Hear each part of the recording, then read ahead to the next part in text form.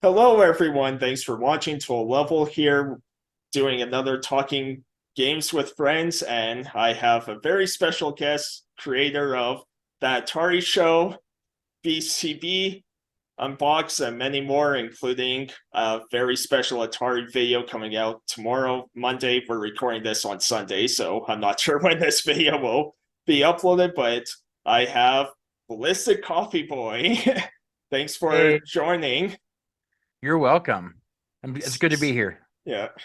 So today we're going to be talking about Atari, Nintendo, mental health, and games and all that, and content creating for YouTube and how it's shaped us and all that. So, kind of how I like to start these is, I guess, for people who don't know about you, you can tell a bit about yourself, kind of how you got into games, and also just what got you into YouTube and making videos for YouTube. Definitely. I was going to say we're also going to talk about the price of produce in Alaska, right? I'm just kidding.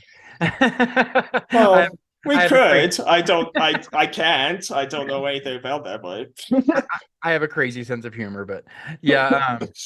So yeah, for those that don't know me or my channel, I started my channel about gosh, it was at least a year and some months ago. I can't remember exactly. I think it was October, September or October of last year. And I started doing that because it's kind of a long story, but I'll make it short. My dad passed away from Alzheimer's in my arms in July 2019.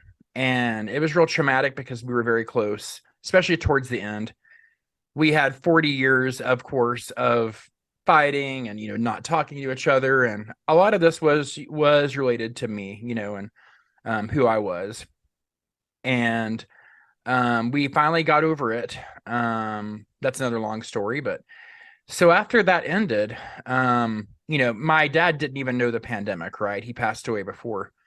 So when the pandemic happened in March 2020, um, I'm single. I live alone. I don't have any kids. I have been in long-term relationships before, but I've been single for a little bit. So, what I found was I had almost all my friends out here had families of like, 5+ people in the same house, and they were in their own bubble. And a lot of them didn't want people coming into that bubble. And I understand that, but it also made it very hard on me and on my mental health, and, I'm going to preface this too by saying I'm in grad school to be a counselor right now, doing my internship. Um, because years ago in my 20s, I was a drug addict. I've been clean now for about 23 years, but um, so it's kind of come full circle. Now I want to help people, but I I was in that too, and it was kind of hard on my mental health. So what I started doing was I started listening to podcasts, vintage gaming podcasts. And one of those was Ferg's Atari 2600 Game by Game podcast, and which is kind of really popular amongst hardcore Atari people. And he's been around for like 10 years. And there are some other great podcasts too, but his was the first I really came across. I just loved it. I fell in love with it. I started walking my dogs, who also saved my sanity during the pandemic. I walked them 3, 4 times a day. So I was working from home and it was hard. And I mean, I even looked forward to going grocery shopping. That was the highlight of my week sometimes. Yeah, that's how crazy it got. So started listening to these podcasts, walking my dogs. I went through about 5 or 6 years of Ferg's podcast in a couple of months. And it really kind of became a part of my life, and I leave audio comments on Ferg's podcast too. So I told Ferg, hey, this is Brian in Albuquerque, which is what I'm known by on that show. And I said, um, I don't have any local gaming buddies here, blah, blah, blah. I was kind of explaining kind of what I told you, how hard it was. And this guy named Chris from out here wrote Ferg and said, hey, I'm in Albuquerque. Feel free to give Brian my email. And so he did. And then I texted with Chris and found out he just got in a relationship a day before. He was real busy with work. He put me in charge with this guy named Adam. And Adam runs the Bally Alley podcast for the Bally Astrocade console, really ancient console that people don't know about. And but it was at the forefront of all this. And so anyway, Adam became a really close gaming buddy of mine. We're still close friends. He put me in touch with a guy named Rick, who's a retired engineer now, and we're good friends. So out of this was born this friendship of 4 or 5 people now locally, and it's just changed my life. So anyway, that's I want to talk about that later too, about gaming buddies and how important that was for me, but that also led me to watching all these YouTube videos, and I decided to make my own channel. I think it was September 2021. I could be wrong. And but really it's been a godsend. I've met so many great people such as yourself. Your channel was the first one I kind of came across just randomly looking, and that's kind of funny, right? Just Yeah. randomly looking on YouTube. I came across Total Level, and there was just something about you're so genuine. You're who you are. You don't put on any airs. And you can really see that. So that's really what drew me to you. Not necessarily that we like 100% the same consoles, because I know you're more of like a slightly more modern gamer than I am, which is cool. Well, I'm kind of both, and I respect it. I'm big on RPGs. That's kind of my niche. Yeah, and I totally respect that and love it, because I'm a huge Zelda fan, and I know you are too. So Yeah. that's one of the things I first loved. And as I started hearing about, I started watching your channel, that led me to others, and that's kind of why I started my channel. And I think I did like a video about you as well back in the day, well, a year ago or something, Yep. on my shout out series that I kind of incorporated into everything else. But yeah, so that's how I met you. And I was really taken aback by your channel. I loved it. And I also had heard kind of a little bit about you had kind of your own mental health stuff going on, just as I did. And that also drew me to you. So, but the rest is history. I freaking love your channel. You do crazy skits just like me, and I love it. And, sometimes I post it and go, "Oh God, here we go." I just don't even know what I did, and it's yeah. I've had that. Yeah. But it really shows vulnerability, right? That we're willing to do that. And yeah, I think it takes a lot of guts to do that. Not everybody can do that. And but it's all about taking risks, having channels like this. And I've learned from some people, and I've also just taken some random risks, and it's gone well, it's gone pretty well so far. But yeah, so people like you, and I had another friend named Blod Tez, and he disappeared. I don't know where he went to. He had a good channel. I think it was based out of California or Phoenix. A Coopple of Nerds, Do You Nerd, are also two of mine I watch all the time. Mike Tendo Power, Yeah. Black Ranger. Yeah. I'm leaving out a lot of people, Mocking JYT. Oh yeah, there's so many. Drinks and Cans with Josh. I can go on and on. And I know I'm leaving out 20 right now that I want to tell you about, but yeah, so that's kind of how I started. And yeah, I'm glad to be here. And I actually decided a few months ago, I decided to have an Atari show, because I was a friend of my my friend on YouTube, who goes by Brutally Honest Gamer. His page is BHG Media Group now. He had a show called the Atari Weekly podcast, and I was in his chat room every week and having a good time. And he always said there aren't enough of us talking about Atari BCS out there and Atari in general. And I was like, well, I really love Atari. Now, I was a Nintendo fanboy for 20 years. Whenever I was a kid, age 6, 7, I had my first Atari 2600, like in 1981, 1980. I remember waiting in line for Pac-Man for 2 hours, and it was $40 back then, which is like $100 now. Yeah. And it just really born a love for video games back then. And I got an NES in 87. My dad put it on layaway. We had no money for electricity. We were super poor. He put it on layaway, and I cried for days. I was so happy, because that was the thing back then. NES. It was so huge, I can't even explain to you. It was so big, you know, Yeah. and that's why we have the Nintendo we have now. But it made such a big splash after the crash happened, you know, whenever I was a kid. And yeah, and I never looked back. So I was an NES and Nintendo fanboy.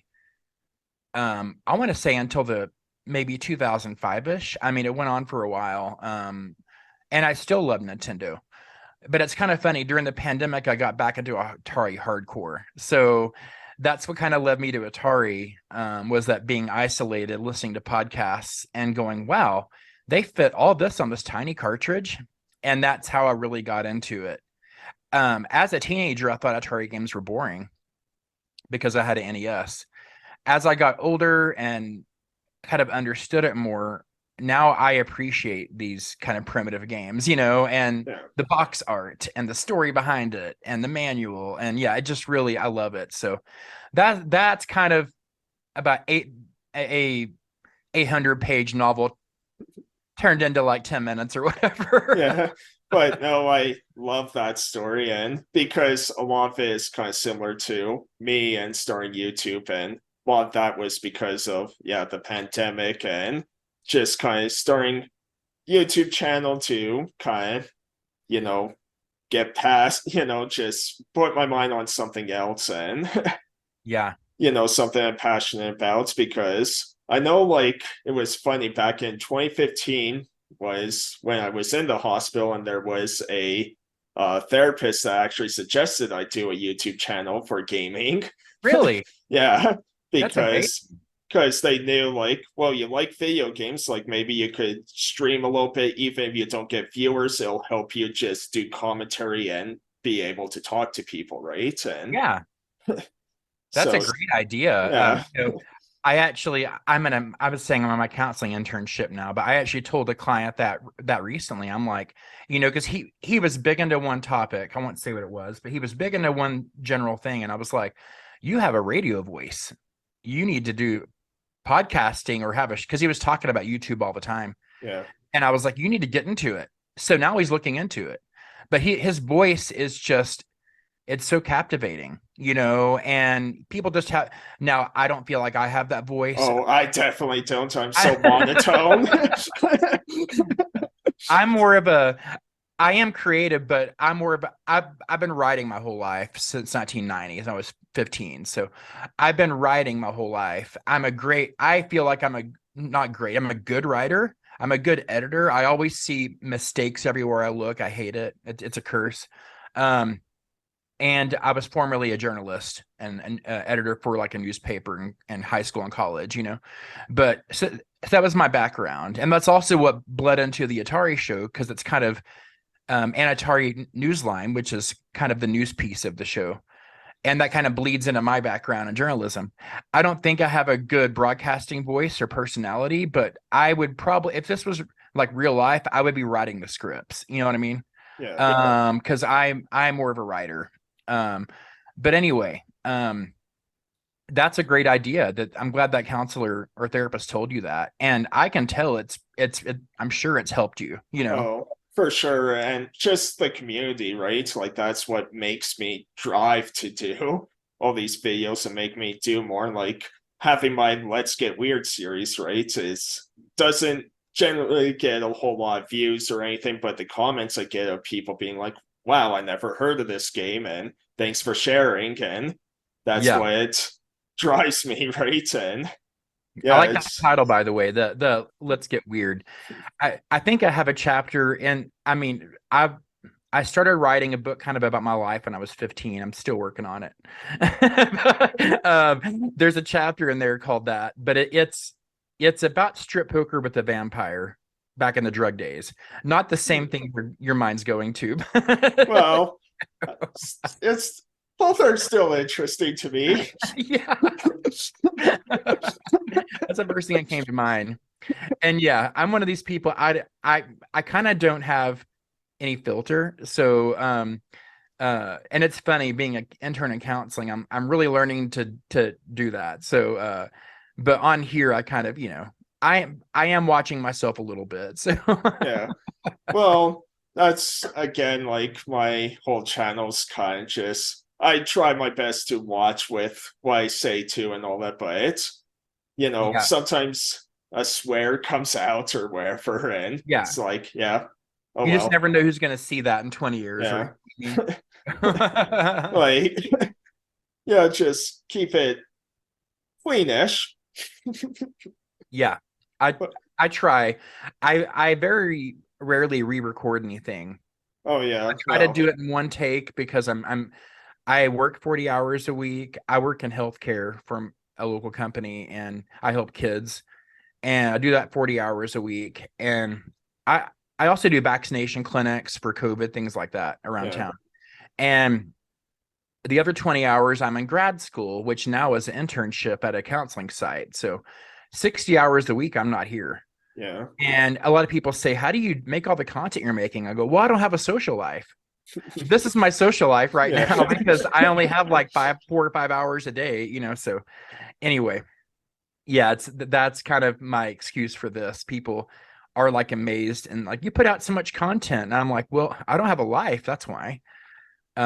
So right now, so I'm taking advantage of it while I'm in grad school, So yeah.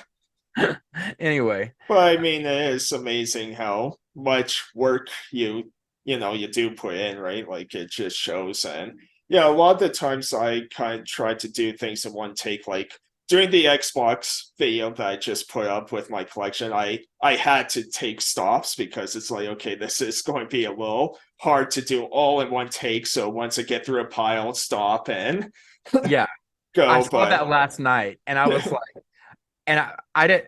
I started watching it right after you started airing it live, and I had it on in my living room. I was doing some other stuff, but I had it on. And afterwards, I was like, "Was that an hour and a half?" How long was that? I, I mean, I'm not judging you. I've done the same thing, but I was like, "Wow, that went by really fast," And it was really cool to see your entire collection. It's pretty. yeah. I was also amazed to hear you used to have more. I was like, "Really?" Yeah. Well, Wow. because back in high school, like part-time job, you spent every penny on whatever you wanted. You never saved a dime, right? Oh And yeah, that still so happens to me. yeah, Yeah, so every 40 time something. there was a retro game store right across the street from my school. So went there like every lunch or after school or whatever, because I also walked to school and Oh, went there. Like places still here in Calgary called Video Game Trader, but unfortunately with the pandemic, they're down to one store now. mm. So it's a bit harder for me to get to because it's all the way down south. Like even driving, it would be an hour trip there and back type Oh of thing. wow. Yeah. Uh, that's a long So way. yeah. So unfortunately, I can't really go there too much now, but yeah, and yeah, scripts I find usually mess me up more than just going off my head and all that. Like, yes, sometimes I stumble and sometimes yes, with the collection videos I talk a little too much. I said that a few times during that one, right? I'm And guilty too. yeah. I'm guilty. But Yeah, it's yeah, I'll just like I started doing a couple of different skits on my channel too, like on my unbox show, where I just unbox vintage things and games and stuff. I was like, what would happen if I had on some toys that were evil, or whatever? Or what if I had a narcissistic evil Ken doll from the 90s, or and yeah, I was like, what would happen if he came on and started and tried to poison me? And it was just kind of fun. I'm actually a very creative person. I I was a I was an actor part of my life, did plays. I did a play a few right before the pandemic, I did one, but I I love being creative, and I actually like acting. It's fun, and I'm not so say I'm the best at it, but I like doing it.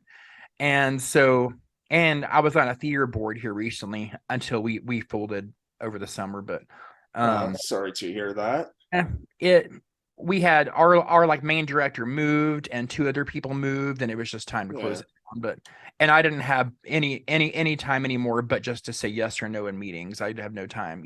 yeah. But I used to be in their plays, but and it was like an all-inclusive theater company, like all walks of life type of thing. It was really cool. And so anyway, yeah, so I don't know why I was talking about that. Oh, acting. Yeah, but I'm actually very creative. So any chance to do something like that, I jump at the chance, you know. So now I have this guy named 8-Bit Bubba on my Video Games Monthly unboxings. He's basically a combination of all my Texas cousins combined. They've been to prison, they've had a million kids. They, not all of them. It's just a combination of everyone kind of exaggerated, right? Maybe together they had a million kids, but Exactly. He's like, he's a lot like a lot of friends of mine in Texas, kind of sexist. I make a point not to be like discriminatory, like too bad in it.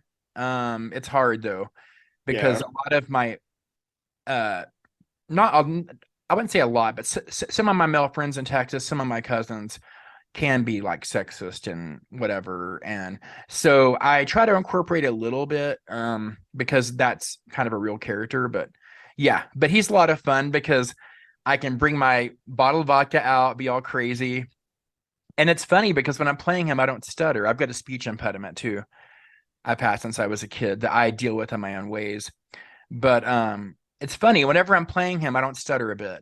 Like, and that's kind of how it is with acting. I've noticed over the years, I don't stutter, when I act, but it's weird. So, yeah, but it's kind of cool getting to be someone else for a while and not have to. And I feel actually more relaxed being him than I am myself on video because you can just say whatever and, edit it later. And yeah. But so yeah, I love doing that stuff. I also did some recently. I have these characters called Marvin and Puffy from Nebraska, and he's got a puppet and he's crazy. And and he talks to himself, and that was a lot of fun. I just kind of made that one up out of nowhere. And I actually made it up because I was watching videos on the Playdate handheld, and a couple of the people were really out there like crazy. And I was like, okay, I'm gonna put all that together and be my own person and talk about the play date. And that's kind of what I did. yeah. It was kind of, and I also on a show I made fun of um uh Metal Jesus, and I was like Metal Beavis Cox or something like, I can't even remember. I put a t-shirt over my head. It was fun, but I just love doing stuff like that occasionally. It's a lot of fun. Yeah, no, and that's how I kind of started. Like, I just recently started with came back with Video Games Monthly and doing Positive Pete. And that started Yes. because people have often told me, like, I'm way too nice, I'm way too positive, and like, anytime I say stories where I actually got mad at people and all that, people are like, there's no way. Like, so I kind of create this character that I thought would be fun to review kind of the games I get of like super positive guy who is just doesn't matter what happens. It's like even if he reviews something bad, it's like, but still great effort. Yeah, that's kind of there are actually some Atari fans like that. Like Atari could almost, crap on the sidewalk and it's genius to some people. And I'm sure it's the same in other communities too, right? Those like hardcore crazy fans, that Yeah. like everything that comes out and you better not say anything about it. And See, yeah, and I love making fun of that stuff, even when I'm a hardcore fan about that stuff. Right? Is yeah, I love making fun of it. That's where my worst 1 minute videos series comes from because these are games I absolutely love, but I love making fun of them because that's just who I am. I'm very sarcastic, and a lot of humor is just who I am. Right? So yeah, it's the same here. I was gonna say you almost need like a negative Nicholas or something yeah, just to kind of even it out, and then you could be all mean and crazy one time if you didn't like something. Yeah, I don't know. It's just a thought. yeah. You know, No, and it would be such an oxymoron from who you are, right? yeah. No, Uh, and I thought things like that too. Maybe like a video games monthly unboxing have like both positive Pete and yeah, like not negative, like you said Negative Nick or like a nasty Nate. yeah. Something like that. Because yeah, that's also where I just came up with a voice for Positive Pete of like, okay, I need like a very energetic guy too, because usually I'm passionate, but I'm not super energetic. Like I said, I have a pretty monotone voice. Part of that is because I'm half deaf and all Oh, that. Yeah. I didn't So realize that. yeah, so a lot of people with my voice think I'm like German or something. It's like, nope, I'm Canadian. So Yeah, and I think at one point I commented to you, young guys your age talking about 20-year-olds, and you're like, actually, I'm older. And I was like, yeah, really? I didn't, you don't yeah, come I know. across as someone being that age. I know a lot. I definitely do not look like I'm in my 30s. You don't. And that's really it. I'm not talking about your personality. I mean how you look. You Yeah, don't look like you're 30. You look like you're no, 25 or less, or, yeah, so that's where I was coming from. And I was like, oh, forget that. yeah. And I'm not one of those people who takes it as an insult. I know a lot of people for whatever reason. I'm like, well, thanks. I'm glad I look young. Like it's Exactly. It's a compliment. Yeah. like I don't care if I have to show ID or wherever I go. It's like, oh, thanks. I still get carded, and sometimes the person will tell me, well, if you look under 75, we have to card you. I was like, oh, thanks. Yeah. So I could be any age. Yeah.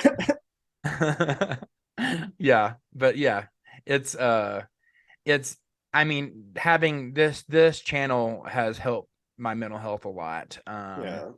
And meeting all these YouTubers across the country has helped a lot, and it's just been amazing, really. And then whenever I kind of switched my channel to mostly Atari, I met some other cool people, and it just kind of has been just big, overwhelming thing, Yeah. really. And I also saw, yeah, you recently reached 400 subs, so congrats on that too. And Thank you. that's It's kind of amazing. funny. Yeah. It's kind of funny because whenever I got nominated for YouTuber of the Month, uh, back in the day, gaming nominated me, and on Pixel, I can't remember the person's name. Generational Generation Pixel. Yeah. Pixel. Yes, sorry, I'm just been so busy. That's okay. Yeah. Generation Pixel's page. It was like October, I think, or September of this year. I can't remember anymore. It was a few months ago. Or it wasn't October. It was yeah, just 2 or 3 months ago. And it's kind of funny because during all that, I saw a video from my friend. He's on YouTube. His name is PK in the Universe. I don't know if you know this guy, but he does Evercade videos, things like that. Atari, like Nintendo, a lot of new stuff too. And he's been around for a while, and he was about to go on a sabbatical from his channel and said, look, if you have a channel, do what you love. Focus on what you love and you'll shine. And he said a bunch of other stuff too. I can't remember right now, but it really hit me. And for a couple of nights, I thought about that. And I was like, what do I really love right now? Of all things I'm collecting, I probably love Atari the most. So that's why I did that. And I kind of credit him with that. But so in the middle of this contest, I changed over to kind of mostly Atari, you know, and I got really good feedback. And from that contest, I want to say I gained like 100 subscribers. Now, I don't know. I know that doesn't happen to everybody, but it happened to me, and I was just overwhelmed. Like I went from 200 to 300, like in a matter of like no time at all. And I was like, oh my gosh. Yeah. And I was just so overwhelmed. It's kind of funny. I didn't even win that contest, but the people, the next person who won nominated were people that I had in mind too.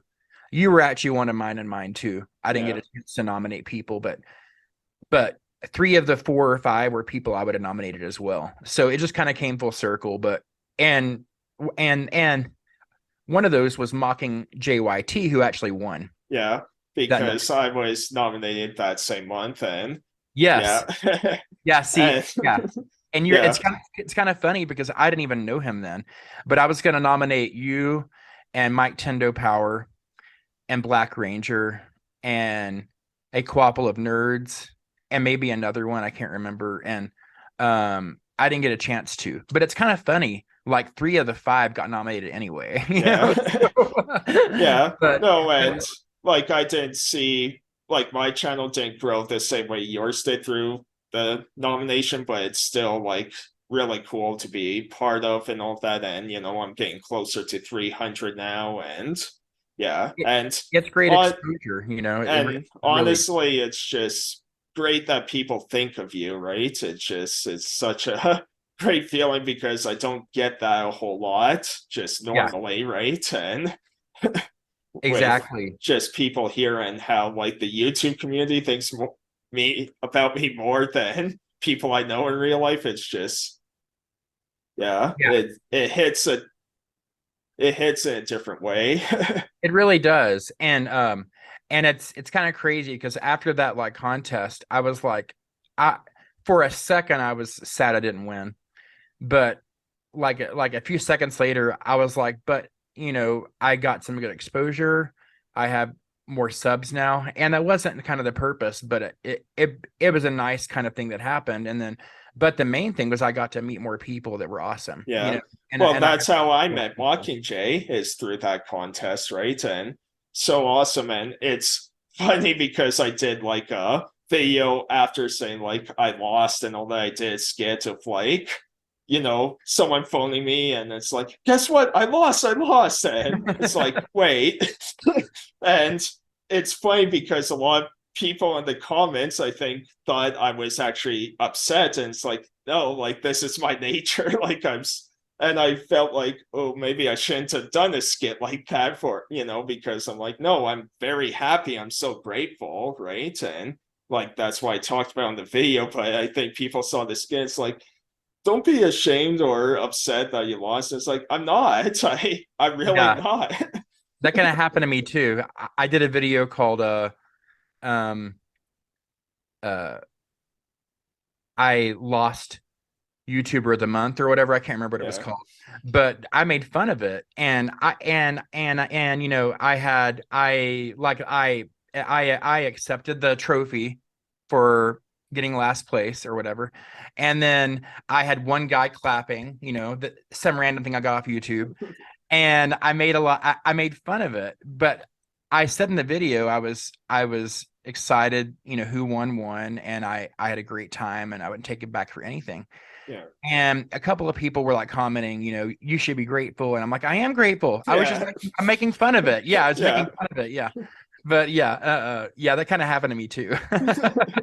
Yeah, it's just funny how that works. And it's like, haven't you seen all my videos? Like, I make fun of everything. If I won, I would make fun of, like, really? I won? Like, who would vote for me? Like, I know, yeah. Yeah, I was gonna make fun of that too and act like it was a room full of me's just voting or whatever. Yeah. But yeah, yeah. It was just a pleasure being nominated and I got to meet so many great people. Yeah.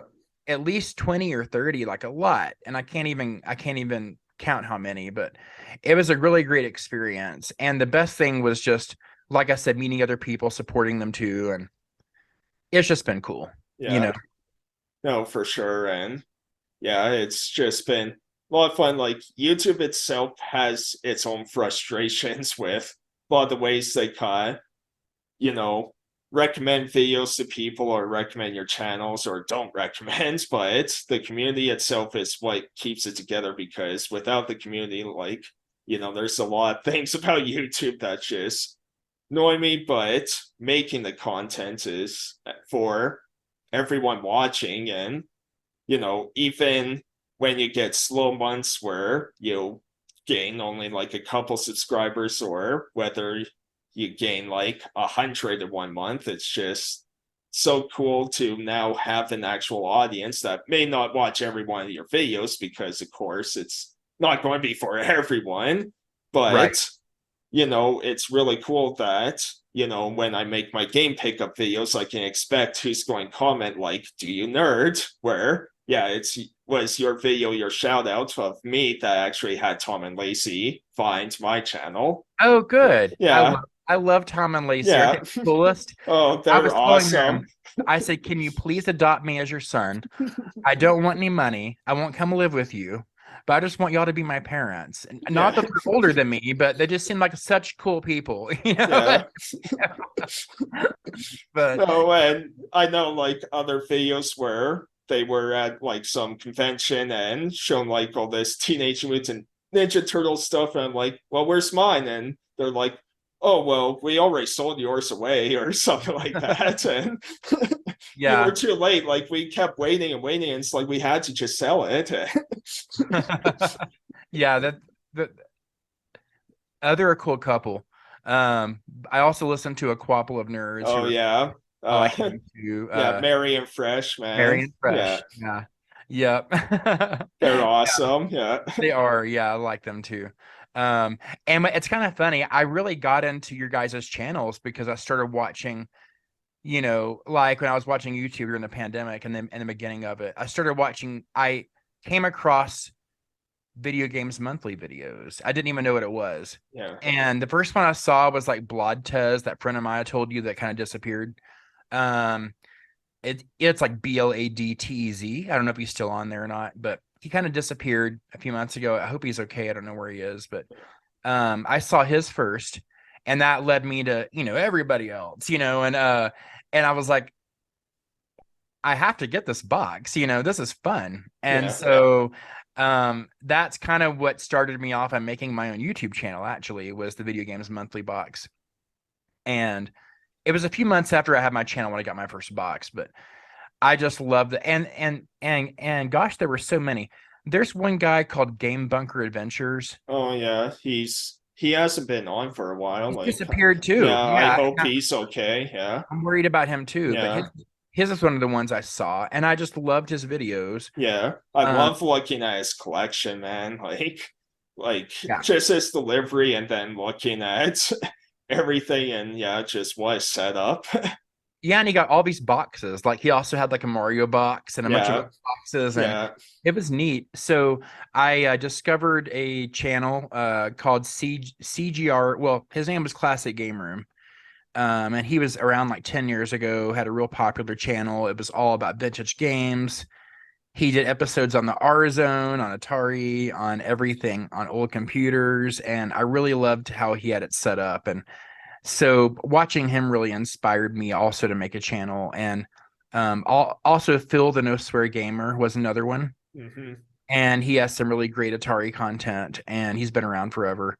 And Yeah. so those two guys, if people haven't checked it out and you like vintage kind of gaming and electronics, and they're really cool channels to check out. So Classic Game Room now goes by CGR Publishing, and but before that he changed his channel to, and it was called 90s Comics. I'm not sure why, but yeah, but those two guys and then all the podcasts I listened to really kind of fueled me to do it, Yeah. So No, and yeah, it's just been awesome meeting all these wonderful people. And yeah, a lot of the ways I met people too were like video game monthlies and all that stuff. But yeah, so I guess we talked a lot about being content creators and all that sort of stuff. So let's talk with Atari, Nintendo, all that sort of fun stuff. So yeah, you're having like Atari 50 Eve for Monday again. We're recording this Sunday night, so I probably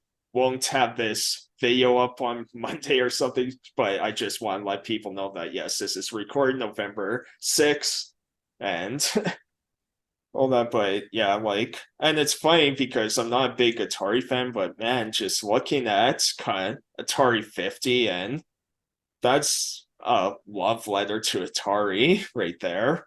it totally is. I'm really excited about it. It really hit me whenever I like kind of reached out to Digital Eclipse on Twitter because I subscribe to their Twitter and I see posts, and Digital Eclipse is a great company. They're in charge of Atari 50. They recently had out the Cowabunga collection, which is huge. Mm. People love it. And then they also had out a Garbage Pail Kids game for the NES, which I can't wait to get. I used to collect those cards as a little kid. And like Pukey Pete or Sick Sally, you know what I mean? Like all those cards with it. with the crazy stuff on it. And yeah, so they're a really cool company. And Mike Micah, who leads that company, just has a phenomenal career in video games, going back 30 something years, And so I was reaching out to Mike Micah for a interview for that Atari show, just randomly, like, hey, would you mind? And he was talking to me, and then about a week ago or more, maybe, he said, I'm just really busy that week because our game's coming out. Um, can I put you in touch with Stephen Frost? And I was, at that point, I didn't know who that was. I feel terrible. I didn't know who that was. And I was like, okay, yeah. And there was a little part of me that was kind of let down. And then I didn't say that, but I was like, oh, I wanted to talk to Mike. But I talked to Steve. Steve's freaking his own legend. I had no idea. Now, Stephen Frost worked for Sega for 10 years, and he was in charge of Sonic the Hedgehog for 10 years. Wow.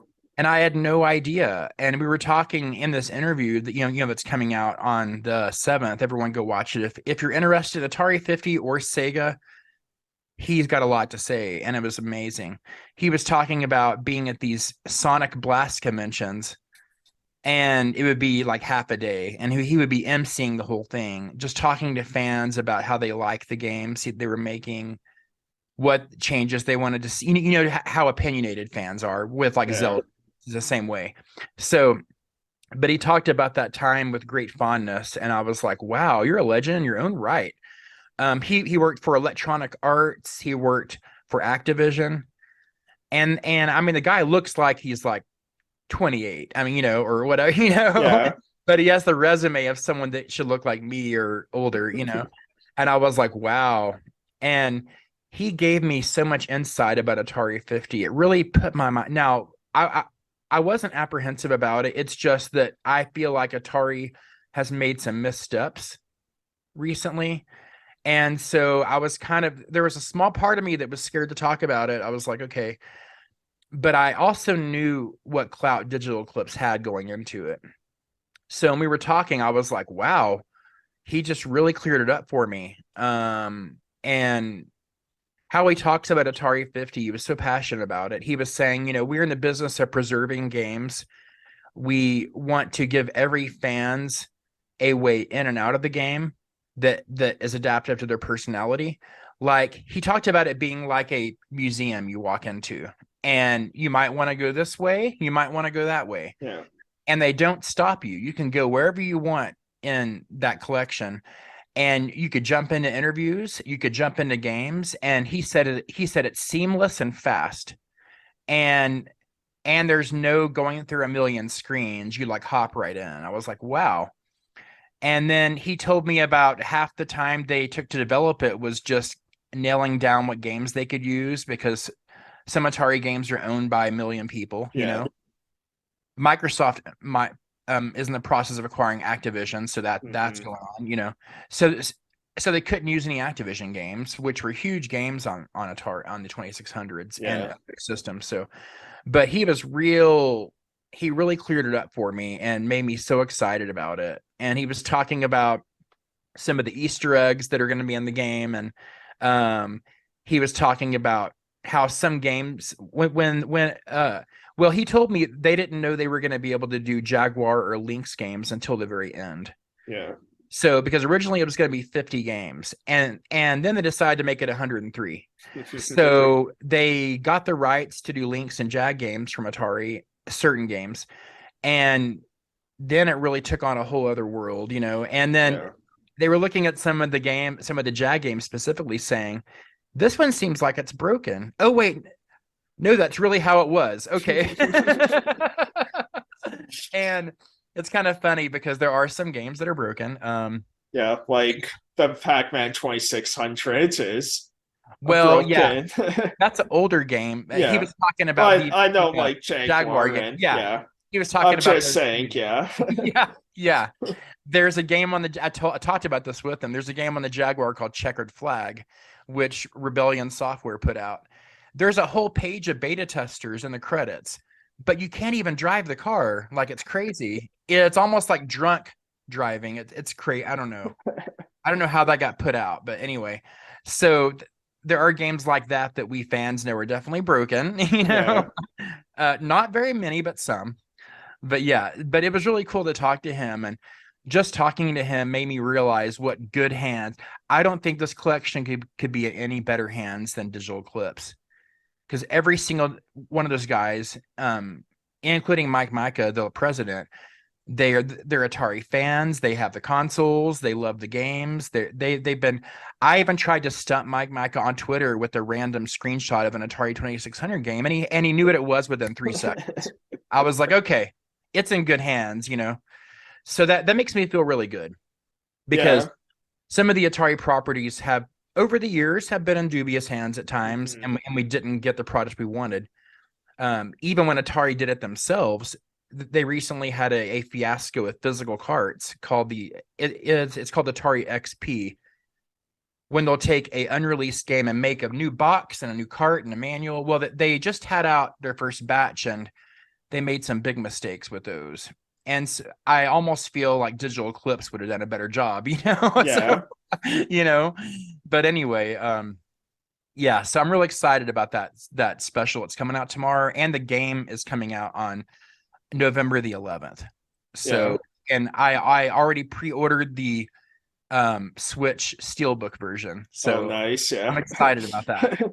No, and there's a lot of good games coming out this month actually, because yeah, we have Sonic Frontiers this week too, and there's like Pokemon Scarlet and Violet, and yeah, Yeah. but it's no, it's great to hear that it's in good hands, because that's always been my issue, like, where we see, say, games turned into movies, right? They're always putting like Hollywood's hands of people who never even heard of the game, right? And Right. Exactly. and a lot of the times they're quite disasters. There's a few good ones, especially lately, like, Detective Pikachu was kind of fun, and the two Sonic movies weren't too bad after they redid Sonic. Yeah. Steve was talking about that. I saw on his Twitter today. He said he was real excited right now because not only was Atari 50 coming out, which he's worked on for months now, but also the new Sonic game.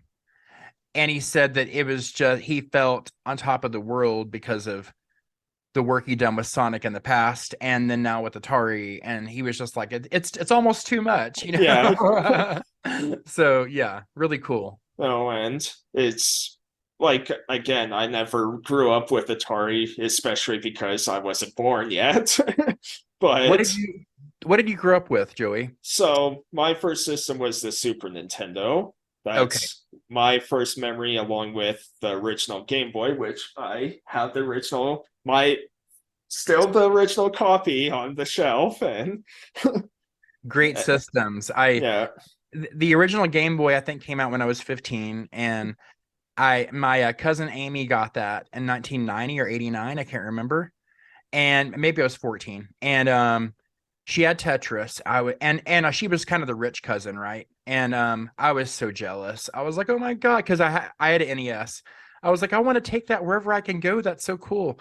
And when I was 15, I got my first job. My dad said, well, you're 15 now. You're a man. You have 2 weeks to find a job, or I'm going to find one for you." And I was like, "Oh crap." So that's kind of how I was raised. And I'm thankful for that now, because I've been working ever since, and it taught me a lot about money and independence. But I saved up my own money, got my first Game Boy myself. I bought my first SNES myself when I was 15. And just putting in Super Mario World, I mean, I was just in heaven. yeah. I can't even describe Super Metroid. I mean, there were so many good games that Oh came out yeah. I just loved. I was also a big portable fan. I had the Game Boy, I had the Game Boy Advance, the Game Boy Color. I bought all those games myself, the Oracle of Seasons, like Legend of Oh Zelda, yeah. and God, just some great games. My favorite handheld Zelda game um is probably what's that one called? Uh, Which blank, system? I'm blanking right now. The Game Boy Advance. Oh, That's my favorite one. It's the Minish Cap. Finish Cap. Yeah, Sorry, I've been just actually, so busy with grad let's schoolwork. see. That's my Do I favorite st game. I do love I it. still have the manual for that? It should be somewhere. It's so good. Ah, there. Yes. Yeah. That's I can't believe I Uh, blanked on the name, but yeah. I played that No, game for like a year. I love this game. And What's funny about that game, Joey, is it was made by Capcom, I yeah, think. I know. And I Yeah. was like, what? Yeah, same with Oracle of Seasons and Ages. Like Capcom did a lot of Nintendo stuff because they also did a Star Fox game, I believe, and like I think Star Fox Assault on the GameCube. And Yeah. yeah, Yeah. no, And that takes me back to Legend of Zelda. When that game came out, I was 12 or 13. My wait, let's see. Yeah. And I had just gotten my Nintendo. I told you my parents saved for, and I had Super Mario Brothers on it, and it was like the first edition that came out. And then I got some games here or there from doing chores. And my dad had a barber shop. I would sweep hair at and earn money and save money for games. And Legend of Zelda came out, and it was so big at the time. I used to subscribe to the Nintendo Fun Club News, which was before Nintendo Power. That's how old I am. And they had a Zelda cover and a Zelda 2 cover, I remember. And but whenever Legend of Zelda, I think I got Legend of Zelda like a year later because I couldn't afford it. But whenever I got that game, oh my God, me and my cousin Andrea, we played that game for months. We burned on every tree. I even called the game counselor a couple of times, and my dad got really pissed because it was like $5 or $10, yeah. and it would show up on the bill. And I would be like, "How do you find the white sword?" Or and um, and that game just really shaped me big time. Like I drew my own comics. Me and my cousin Andrea would play Zelda sometimes outside. We were 13, and yeah, and to this day, it's probably my favorite franchise. And then also Mario, of course. Yeah. But Legend of Zelda just really spoke to me back then. Such an enchanting first game. I think I'm one of the only people in my life that loved the second one just as much. Yeah. No, the Um, second one, it's mixed with people because of how different it was, but it's a really great game, right? I Like, actually beat that game in 3 months, and yeah. I can tell you it's hard to beat. Yeah. But it's satisfying because one of the last people you face, I won't say who, but it's kind of a psychological drama. You know what I mean? Yeah. And I really think that game is beautiful, and I love everything about it. Yeah, And no, it's really great, but I just think people didn't really get it because, it was so different from the first Zelda, right? Being kind of almost like an RPG yes, type style, and it was very hard too. So, yeah, there were just a lot of things that made people kind of be like, okay, I don't, yeah, it's different. I don't like it. yeah, and you need every single spell to defeat Ganon. Yeah, You have to use everything: yeah, thunder, jump, shield, everything. Life, it yeah, goes on and on. You got to use all that. You have to have all of it. yeah, And yeah, it was. I still love that game. And then of course, whenever the Link to the Past and all the other stuff came, just amazing yeah, games. Just yeah. I just love them all. No, and it's funny because I actually didn't grow up with Zelda for a while because, being young, you kind of just play either you get games from your parents or you just play games from your friend's house. And Right. I know I played a little bit of Link to the Past as a kid, but not much because I didn't have it. Only one of my friends had it. So, yeah, my first Zelda experience really was until the N64 with Ocarina of Time. Mm, And then yeah, that's where it's like, that's a great okay, game. I'm hooked to every Zelda, right? Because eventually I got Link to the Past on the Game Boy Advance for Christmas one year, and then Minish Cap was another one I got for Christmas. Actually, I got a lot of Zeldas for Christmas now that I think about it, and Yeah, birthdays and all that I because did yeah, too. because I went got Link to the Past, Ocarina, Wind Waker, Minish Cap, You know, Phantom Hourglass.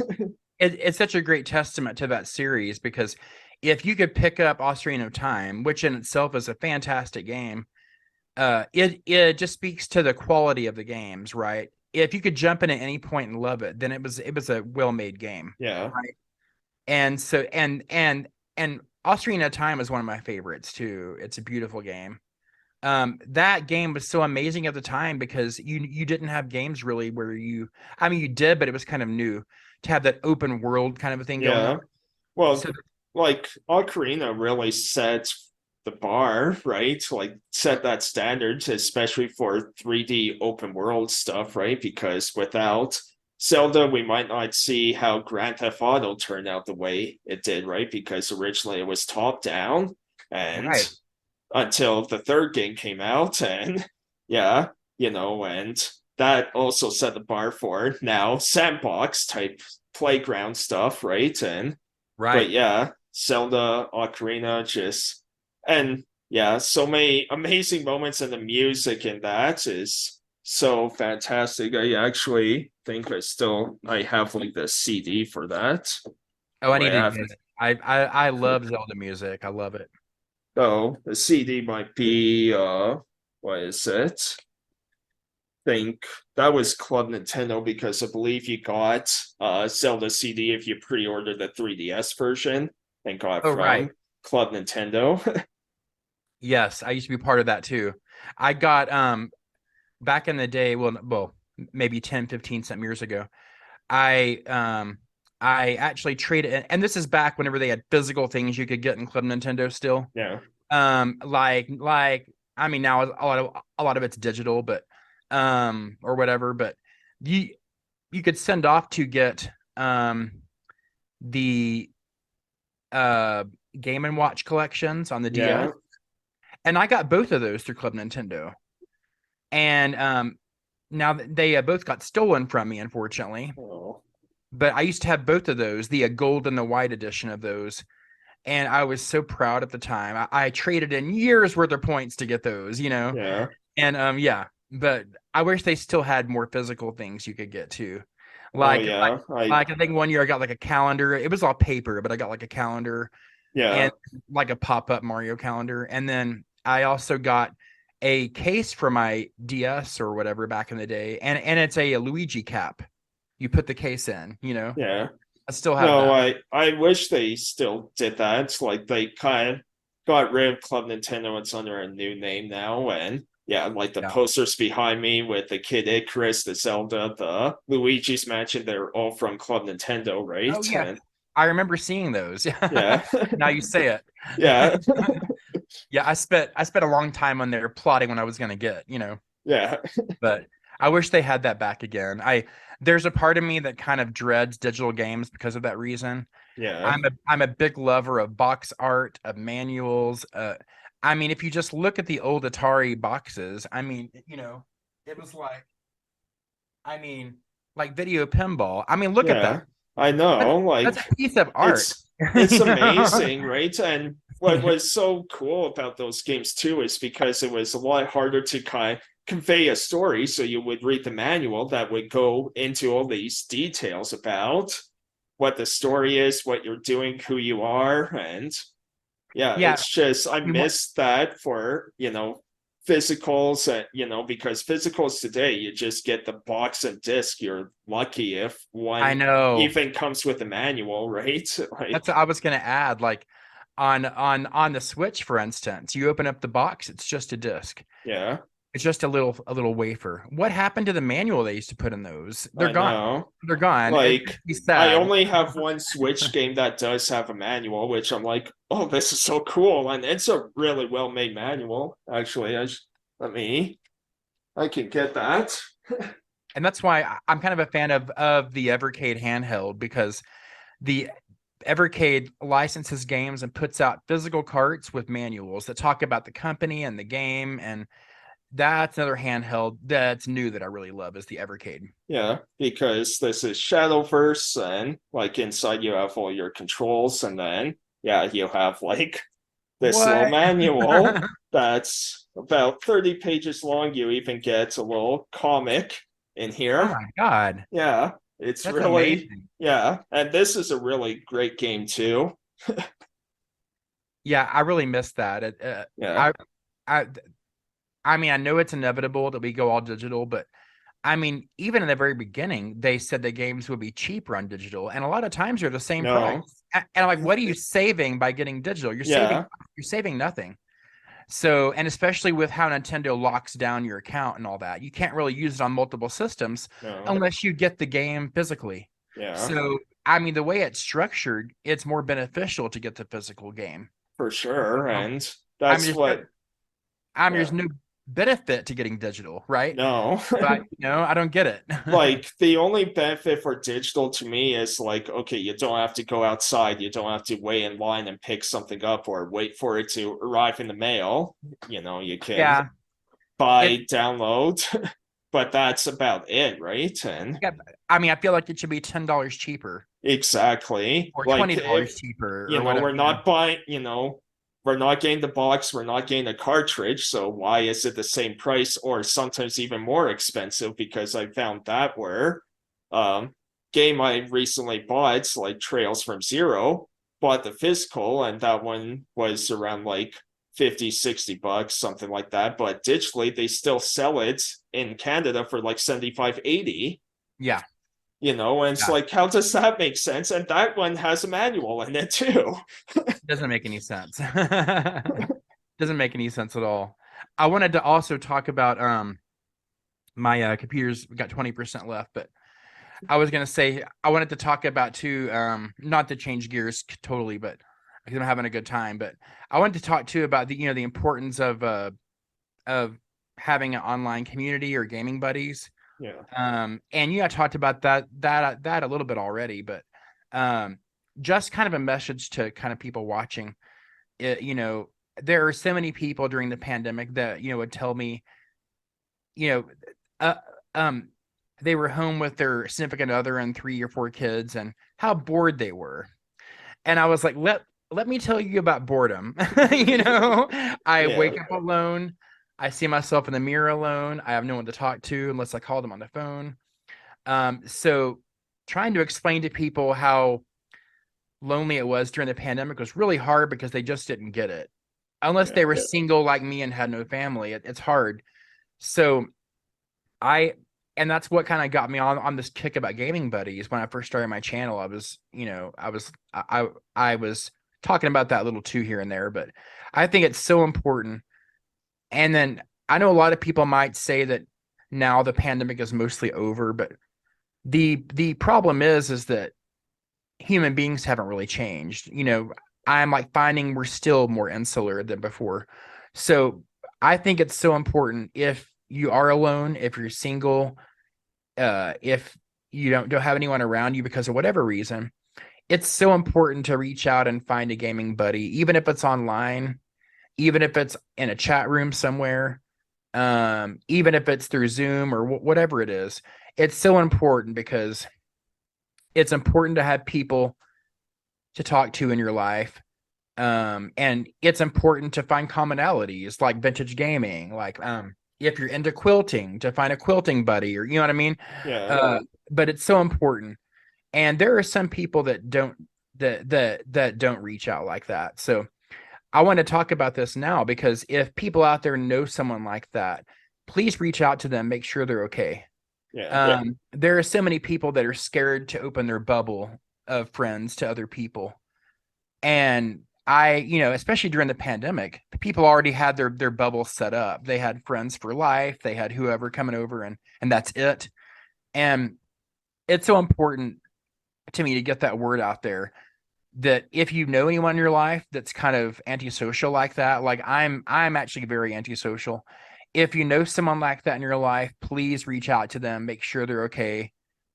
Take them out to lunch, make sure they're okay, go and have a coffee, because some of these people are too scared to reach out to people, and don't and they might not know a way out of that situation. So I wanted to bring that up because I think it's so important, especially in the vintage gaming community, we're in now.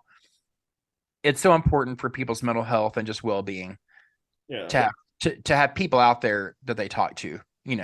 Yeah, for sure. And no, and that was me too, right? Because, I'm antisocial, I'm single, all that sort of stuff, right? And Yeah. so, like, last time, like my first episode of Talking Games with Friends, like, had my friend Guy on, right? And but online, we never actually met in person, but we've been friends since, 2009. And we met through online gaming just sort of randomly, right? Yeah. Because we both like hockey and NHL and all that. And I was just in a random drop-in game. And then it was actually his cousin that invited me to a party because he thought, with my gamer tag, he thought I was a Penguins fan. Yeah. So he's inviting me, and the first thing he says is like, "Oh, so you're a Penguins fan?" It's like, no, I just like Penguins. And but without having like Guy and other people that I kind of game online with, it's just, they help me through a lot because, me being single and all that. And yeah, it's very important to kind of reach out and make sure people are okay because, like you said, yeah, sometimes me, for example, I don't always know how to reach out to people, or, when my mental health gets better, sometimes I reach out to other people to be like, hey, let's do something. Like, I know a while ago, I'm like, hey, we'd like karaoke. Let's do karaoke again. And yeah. Exactly. Yeah, it's so important. And then not just for people to reach out if they're like we are, but to reach out to others yourself too. Like if you notice people that are alone,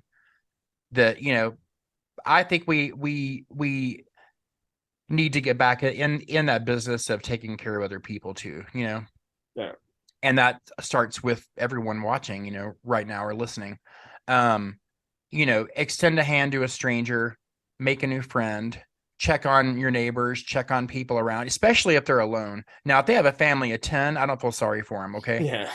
But if they but yeah, it's important because, it's important to have someone checking on you. And I talked to my mom about that during the pandemic.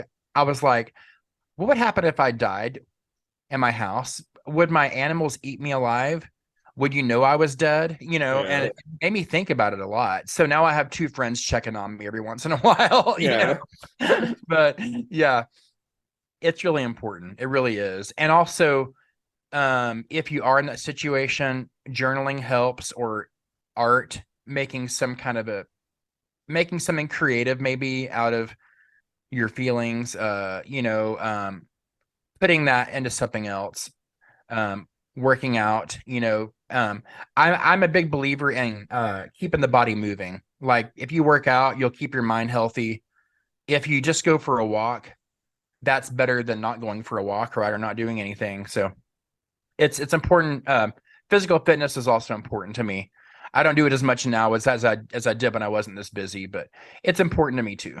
You Yeah. know, No, and yeah, it's funny because like, for a long time, and I've had stretches, especially during the pandemic, of just like staying at home, like why go out? I can't even go into a store anymore, type of thing, right? But right? and that's where I kind of, eventually got more therapy, more counseling type of thing. And I also, started volunteering at the university here, doing, various things. Like I was part of the Pride Parade here in Calgary back in September, marching, which that was just a blast to be It a sounds part like a of. blast. Yeah.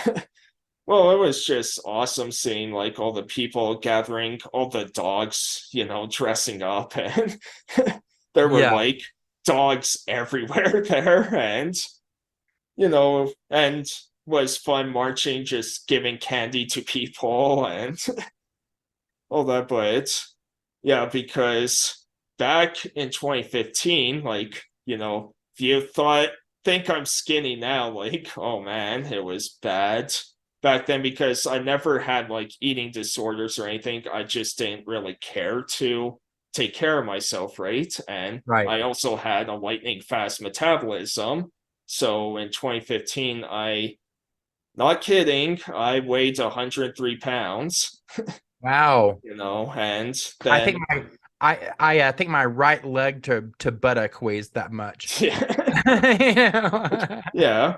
And it's like, through the work in the hospital and kind of getting back into society and then gain a membership at the gym. And it took a while, like because again, fast metabolism, like just was very hard to gain weight. But finally, by about 2017 or so, like I was finally starting to be a healthy weight of about 150, 160. I'm now Hmm. 180. So, and That's that's where awesome. I'm happy with too. Like, you know, just being at kind of the 160 to 180 mark. Like, I Yeah. don't need to really gain muscle or anything. I just want to be a healthy weight. I had a doctor tell me a few years ago, he's like, for your height and your age, you should be 175 pounds. I was like, excuse me? I'm like 260 now. That's like half of me. I've never been that. I mean, I was 150 and eight when I was 18 in high school, and I was super skinny. Yeah. And I couldn't imagine being that skinny now because I've just been a big guy my whole life since then. Yeah, but, Yeah. it's just weird. Yeah, but yeah, No, like I'm a tall guy, but no doctor ever said to me like I have to be this type of weight. It's just kind of like, okay, well, more the standard, like, you should be at least 150 type of thing. And a good healthy weight is around 170. Like, and this is me being like I'm 6'3", right? So I'm oh, pretty you're really tall. tall. Okay, But, I'm like 5'11. yeah, but doctors never told me like you have to be like 200 plus pounds. Like, Yeah, even with my heights, it's kind of like, well, these are kind of the danger areas of your weight for your height. Like, yeah, if I was an actual athlete and doing sports and all that, yeah, I should be over 200 for my height. But because I'm right. not, like, I'm If I was at your height, if I was your height, I'd probably be close to 300 pounds. So that would be that would be my excuse to eat more. yeah. Well, that's the thing. It's like I eat a lot and all that, just it goes right through. That's just Yeah. how it's always kind of been. I think part of that is just kind of how I grew up with kind of rough childhoods, like probably between when I was born and until about when I was 13, I probably moved like 9 or 10 times, right? And Wow, because a lot. yeah, when I was born, it was like from Ontario to Calgary. Then I would have moved probably once before like kindergarten. Then I would have moved again, and then grade three I moved. Then part of grade three I moved.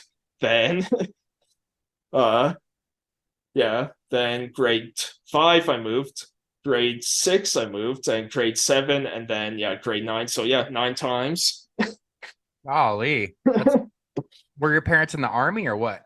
No, rough kind of childhood Okay, situation, right? Like because my parents were not technically divorced till like I was 10 or something, but they were okay, separated when I was like 5. And so it was gotcha. moving back and forth between both of them. And yeah.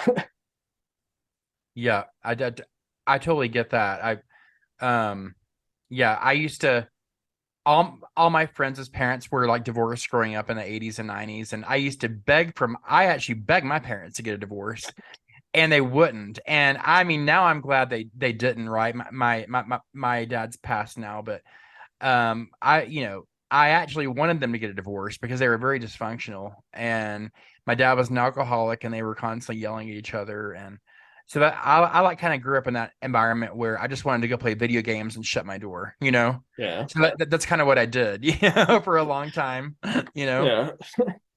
But yeah, that's where just gaming helped my mental health so much growing up. Like, now, I talked about this before on a previous video where I had video kind of talking about games that helped with my mental health. And kind of said, like there are times where you have to be careful, kind of like with anything, right? Where kind of something that you love turns into addiction or something, right? But Yeah. as long as you're kind of in control of everything and all that, like gaming is such a great way to sort of escape and, kind of just forget your troubles for a little bit, right? Yeah, that's what happened with me with all the Atari stuff. Getting back into Atari during the pandemic was I went down that rabbit hole on YouTube, of all these cool games I never heard about on the 2600 and other systems, and I was just like, wow. And I looked up one day and I only had 3 or 4 games in the box for Atari. At that point, when the pandemic started, I had like 3 or 4 box games. I had about maybe 30 cart games just from over the years. And I was like, I would really like to get those in CIB boxes too with the manuals. So that's what led me down that path. And now I probably have over 200 CIB box Atari games and probably 300 loose carts. Yeah. And it led me down that path. But it I have to say though, I may have gone too far down the path for some, but it really did help my mental health a lot to sit there and play those games, read about them, listen to the podcasts, which I'm a big lover of gaming podcasts. I think they really broaden the mind. They can help you look at games in different ways. Oh yeah. And I love, and there's a podcast for every gaming system out there. Like even the Intellivision has the Intellivisionaries podcast, like there's a podcast for everything. Yeah. So if you really love something and want to maybe go down a different rabbit hole, try looking at the podcasts because those you could do. I listen to mine at the gym while I'm working out. I listen to him at work while I'm at my desk sometimes, So yeah, it's a piece of fandom that I think often gets overlooked.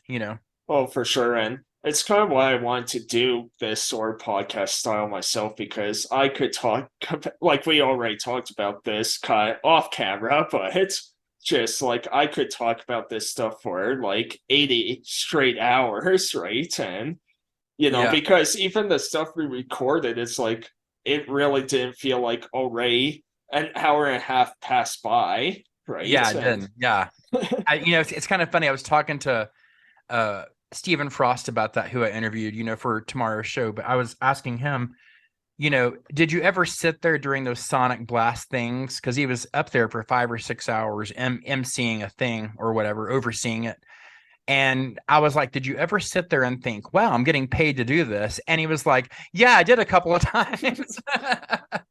And that's whenever that you're in the right job, when what you're doing brings you that much joy. yeah, I mean, it would be hard to find a gaming job for a lot of us that like that, but people have other strengths too. Like with my job now and with my internship, whenever I help a family, it just makes the day worth it for me. It's like, and then it could be the same with anything. If your like calling is to be, you know, and I mean, I was in retail management for like 20 years and I loved customers. I still do. And so any job I have now has to incorporate people and helping people. And so, and yeah, I brought that up to Steven and he was like, yeah, yeah, a couple of times I did think about that, yeah. No, and yeah, helping people just brings like that's a great way, just with me for volunteering, like I just found that so satisfying. And I was Yes. also part of a mental health organization here for many years and actually did some trips, which was kind of cool, right? Like I got to go to a town near Boston called Worcester, where we talked about like my whole thing was talking about social media and how we incorporate it to try and connect with people of mental health and all that. And then right Mm. after, like, it was kind of a weird trip because I basically was gone for 2 weeks, but I had to go back to Calgary, then fly right back out again because my situation, their insurance or something like that, they couldn't actually leave me alone. So it's like Oh, fly home from Boston to Toronto, then to Calgary, and then like 2 days later, I had to fly all the way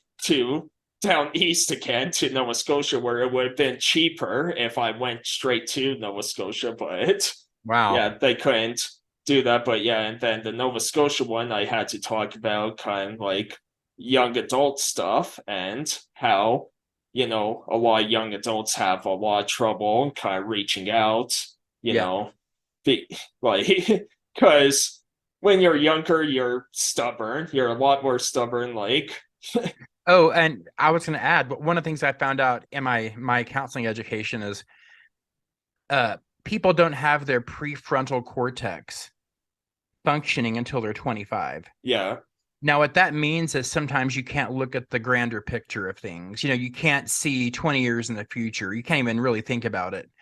And you can't really think about the consequences of your actions until that prefrontal cortex is healthy and in place. So we don't have that until we're 25. yeah, So every bad decision I made in my life now before then, I'm blaming on that, So yeah. It's not my fault. it's not I was impaired. Yeah. Yeah. No, and that's why I also what I found helpful too when talking about this is I never say, like, this is where it bugs me with some just people I talk to, is a lot of the times with doctors and all that, they'll say, like, oh, this person's suffering from mental health. And it's like, no, I use the word struggle. Like, it's all because struggle means you're in control.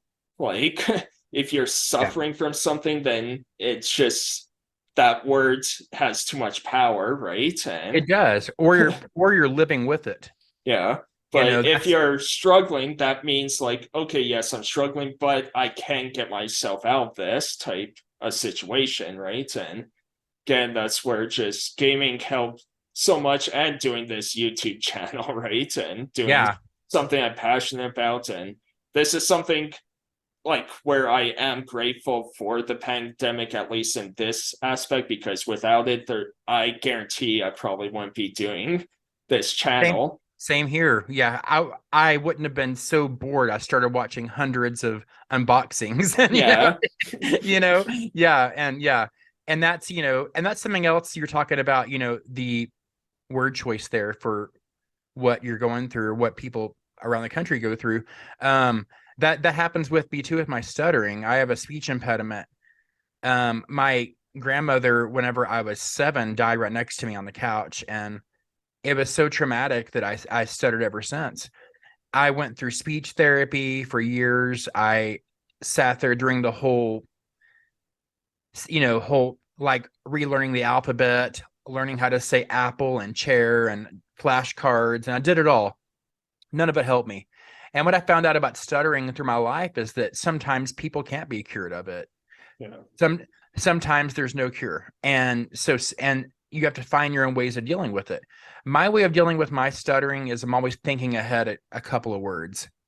And that's why I'm also good with words and English, because I like know all the synonyms for everything. Like lamp could be light, chair could be seat. You know what I mean? And yeah, and there are other ways to say a bunch of things. So if I feel like I'm going to stutter, I try to pick one of the other words, and that's helped. Now that's worked for me. Not everyone's the same, and the problem with that is after doing something, and I mean, kind of like this too. When I'm doing stuff like this, when I'm done, I'm just exhausted because the whole time I was thinking of alternate words. yeah, It's exhausting. So what I've had people before saying, "Oh, he suffers with a stutter." I go, "No, I'm living with the stutter. yeah, It's part of my personality now, and I've embraced it." yeah, And so whenever I get that odd person commenting on my videos saying, "You say and a lot and I go, "That's because I don't want to stutter." And if you don't like it, stop watching. yeah. And You know? and for me, like, I know I always say man, like, this is where I tell people, like, I'm not texting you if I don't put the word yeah in, because I notice, like, I say yeah like every sentence just about, right? But that's, Yeah. and doesn't really bother me. Like, it's just like, okay, that's Yeah. how I talk, and I'm always like, there's an imposter in me if someone doesn't use the word "yeah" in their sentence, Yeah. and it has to be spelled YEAH. Like, Yeah. It's interesting. And then I also think we're our worst harsh critics, like I could watch my stuff and just cringe. oh And yeah, then my like friends in the vertical blank on that Atari podcast, they were the Fulton brothers were like saying, dude, we love your YouTube channel and we love the way you talk. I was like, really? Okay. yeah, And it just really blew me away because I'm like, you don't notice all this other stuff that happens, yeah. No, So I find our that worst too, critics. and Yeah. but that's where like I was privileged enough to be able to take CBT, or cognitive behavioral therapy, which, Yeah. trust me, that helps so much because it makes you really think about thought patterns, right? Because Yeah. you know for anyone who doesn't know that type of therapy, it's basically just trying to turn your negative thoughts into positive ones, right? And It's a like a lot, talk therapy. yeah, You talk it out. because, and I remember, like, I had one therapist which I absolutely love because he challenged me on things, which was exactly what I needed. Because there's different people, right? And sometimes, that's where I tell people, like,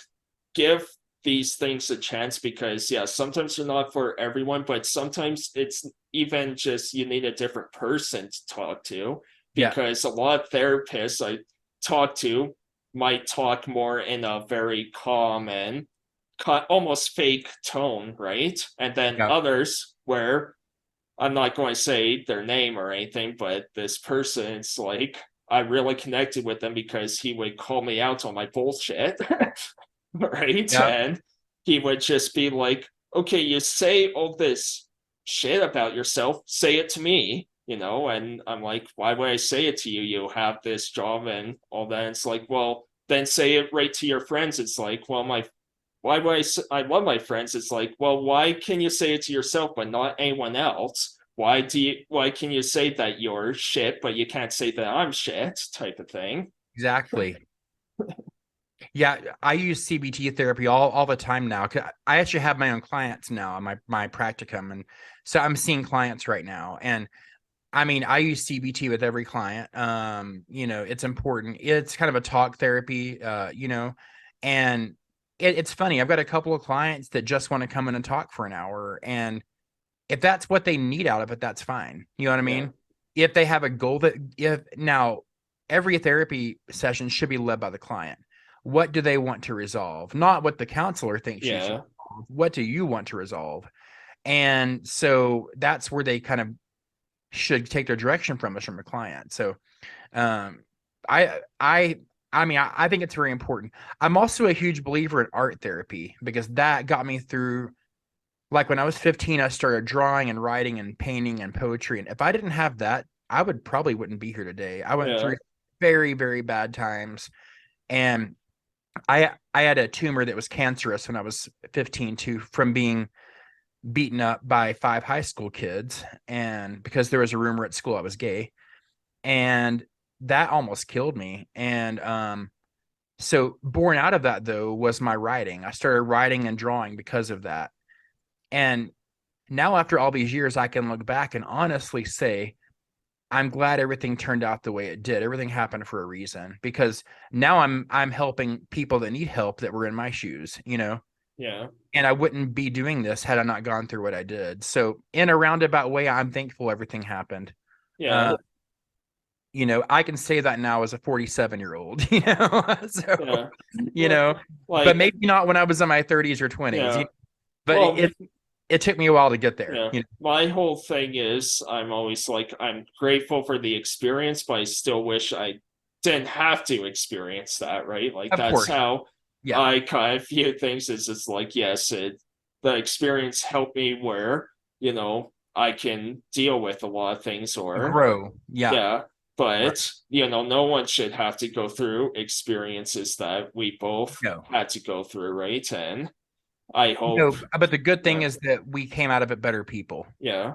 And that's what's important, is that we turned it around. Yeah. I mean, And again, that's where gaming really helped because, again, doing CBT, that was actually the first time I really, besides people that I really knew who love video games, I could talk to someone of just like, yeah, I'm playing this game because I remember the first time he asked my interest about, I say, yeah, video games. It's like, oh, what are you playing? And I didn't want to tell him because I'm like, you're not interested in this. Like, and then when I finally opened up and started talking, because at the time I was playing The Witcher 3 and talking about that, and it's like, oh yeah, I played a little bit of that, and he just commented of like, you should, don't be afraid to, like, even if someone's not interested in video games, like the way you just talk to me, you're passionate about them, like made me very interested and want to learn more, right? And yeah, exactly. Exactly. Yeah, it's so important to have some kind of outlet, And I think gaming can be a healthy outlet, you know, I mean, it's kind of funny because I have some friends that play Call of Duty all night or, sit there and slaughter people all night. And yeah. whereas I'll be in the corner playing like Super Breakout or Reactor or, Atari, Atari Mania or whatever on the VCS or, and the game doesn't really matter as long as you enjoy it and as long as it's healthy. Yeah. Now if you're going to go and play a first person shooter and yell at people online, that might not be healthy. So, but But it all depends. it all depends. It all exactly. I don't yeah, I wouldn't want to be abusive to people. Yeah. I'm not sure if that would be healthy, but gaming in and of itself can be healthy. Yeah. So And, I talked about it too, like on previous videos, like as long as you know like your limits and all that, because yeah, gaming can turn into very addictive, kind of isolating territory, right? And that's yeah, why I went through quite a bit, especially high school and all that. And that's where I took the longer path where I had to go to community college to do all my high school stuff and mm, all that because I'm just like, yeah, I'm going to play games all day, right? And so, as and I say this about anything because, people who have alcohol or, I know a lot of people that needs some, like weed to sort of just calm themselves down, anxiety and all that. Like, as long as you're in control, like, there's nothing wrong with any of that. exactly. And that's why it's important. I always tell people to make sure to talk to your doctor about everything because if you're not talking to anyone about what you're putting in your body or doing, then it can be a problem. Yeah. And you need an outside party to talk to you about it, to verify it's okay, like a counselor or a doctor. Yeah. Yeah. Um, because sometimes when you're in the middle of all that, you can't see through the woods. Yeah. So, so th- No. that, that's why I think gaming buddies are important too, because you need people to check up on you to Yeah. make sure you're okay, and you need to be held accountable and for you to hold others accountable. I think that's an important part of life. Yeah. No, So and it that's where gaming can bring people together too. And that's where I encourage, like, well, I don't have Facebook anymore. Like, you can still look at a lot of things through Facebook, join groups, you can, mhm. like, for example, on the 19th, I'm going to like a video game kind of convention type of thing, right? And that'll Oh, be a cool. lot of fun, right?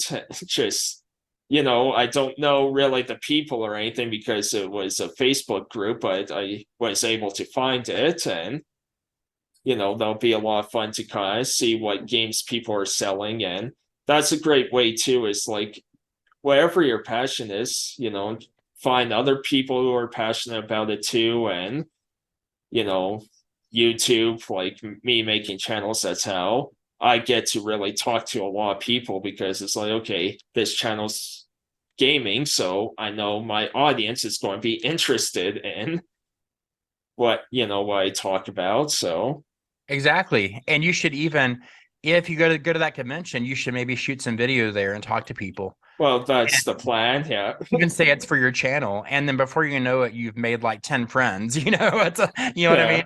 Yeah. Yeah. Yeah. That's really cool. Yeah. So anyways, thank you so much for joining. Like this was so much fun. It was. I could go on for hours and hours. Yeah. If I didn't have to eat or take care of my pets, I could. Yeah. No, I could do But the same thing. So yeah, for anyone, like please check out Ballistik Coffee Boy's channel. I'll leave a link to his channel down below. Same with his Twitter and all that. Connect there. And yeah, if you want to be a part of this series, you can reach out to me, either email joey.totallevel@gmail.com or on Twitter at totallevel_YT. I'll also be reaching out to other people. And yeah, again, thanks so much. And yeah, I hope everyone enjoyed, and I'll see you all next time. Take care. bye. Thanks, Joey. Thank you. Yeah.